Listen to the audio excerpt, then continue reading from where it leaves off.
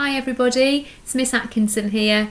It's so lovely to get an opportunity to say hello to you all. Although it's not face to face, I know you can see me and I can imagine all of your faces in front of me, maybe during an assembly, because it's the start of term 5 and normally I'd be stood at the front of the hall saying good morning everyone and you'd all be replying good morning Miss Atkinson, but we can't do that at the minute because you're staying home to keep safe, which is absolutely brilliant, and I hope you're looking after each other at home.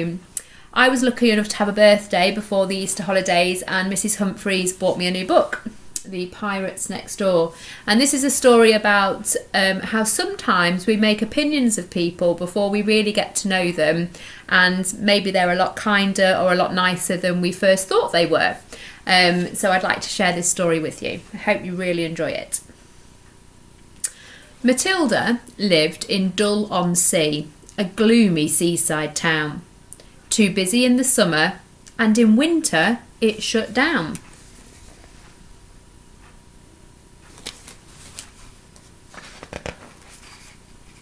There weren't too many kids around, just Tilda on her street. The lawns were mowed, the cars were washed, the hedges trimmed and neat. The house next door had been for sale since Tilda was a baby. She hoped a family would move in, with a girl her age, or maybe, see who moved in, a pirate boy. Ahoy! He had patched up jeans, an eye patch and a wooden-legged dog, and a pirate ship with treasure chests and barrels full of grog.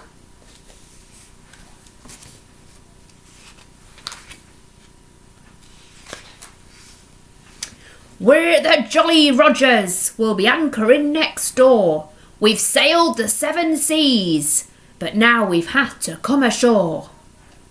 I feel a little landsick, but Mum says it'll pass. That's my mother over there, digging up the grass. That's Dad over yonder, the captain of our crew. He likes to shout "ooh-ar" a lot, 'cause that's what pirates do.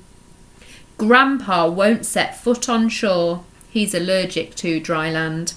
The last time that he left the ship, a king chopped off his hand. That urchin there, she's called Nugget. She's a rascal, as you'll see. She ain't learnt to fire a cannon yet, but then she's only 3.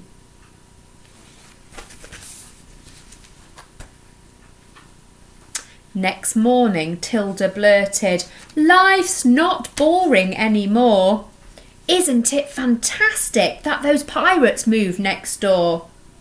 But Mum and Dad were not impressed. "The neighbourhood will sneer.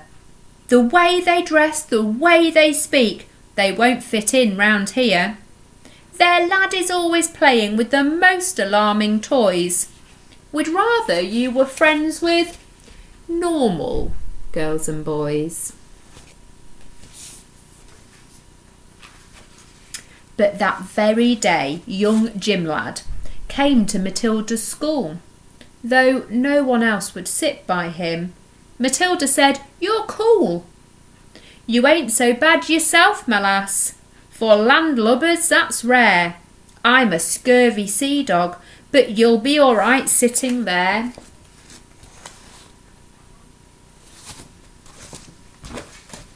The teachers said Jim should wear shoes and his uniform was wrong. She wrote a note, but Jim replied, "I won't be staying long. We're only here a little while so Dad can fix our ship. We ain't cut out for life on land. This day will be just a blip. We are the Jolly Rogers and we need to be at sea.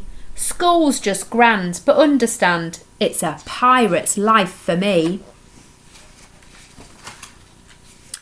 After school, a neighbour came round for cake and tea. Her name was Mrs. Bumble from number 33.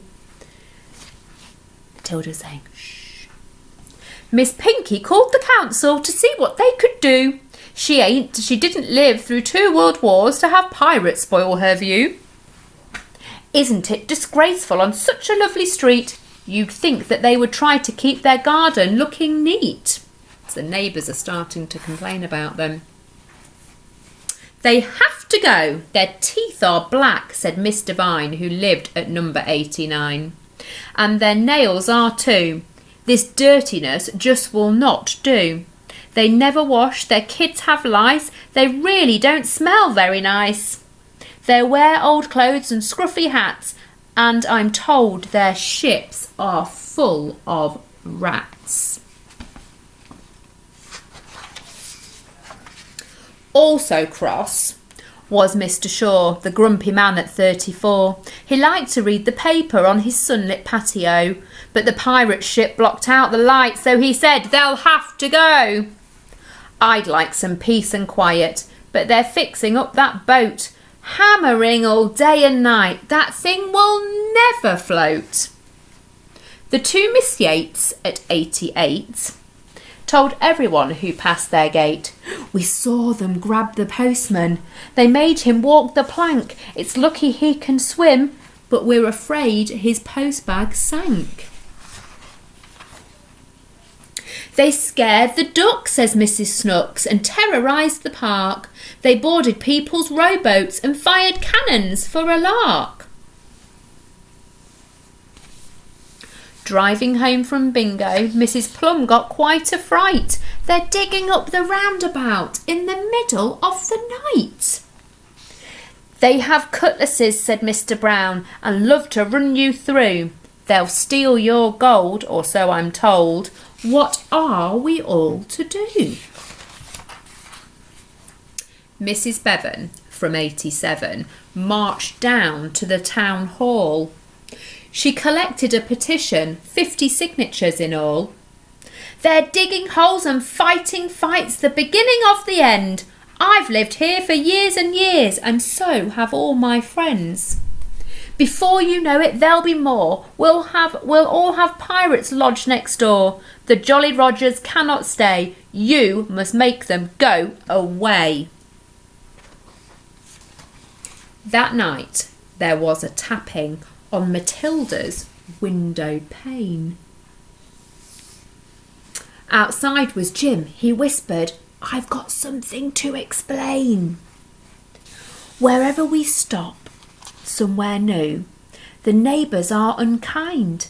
To show them pirates aren't so bad, we leave some things behind.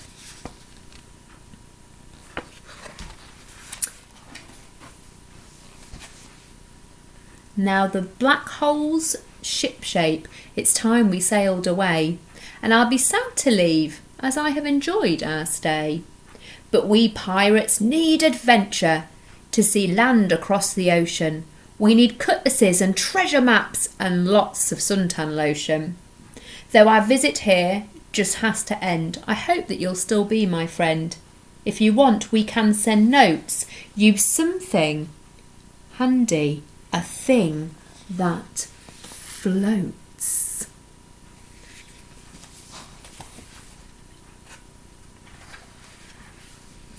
Matilda woke next morning, puzzled by what Jim had said. She vowed she'd keep in touch with him as she struggled out of bed. She opened up her curtains as she stretched and had a yawn, and there, to her amazement, was a cross on every lawn.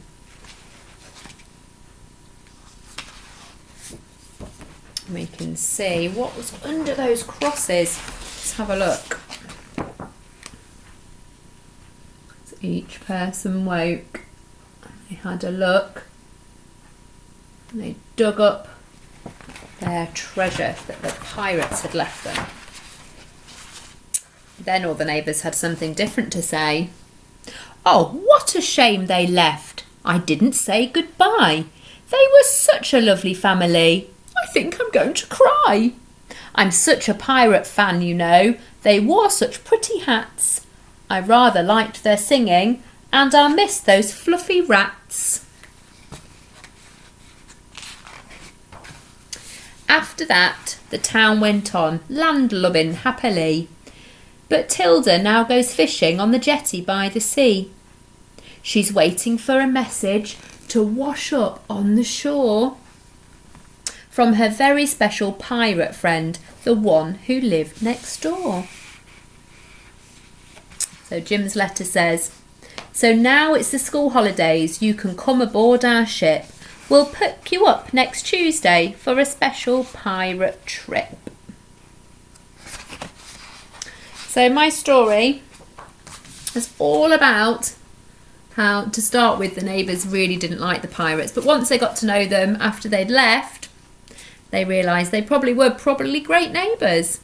It's really nice to read to you all today. I hope to see you all soon. Please keep safe and look after each other at home, and I'll speak soon. Bye bye.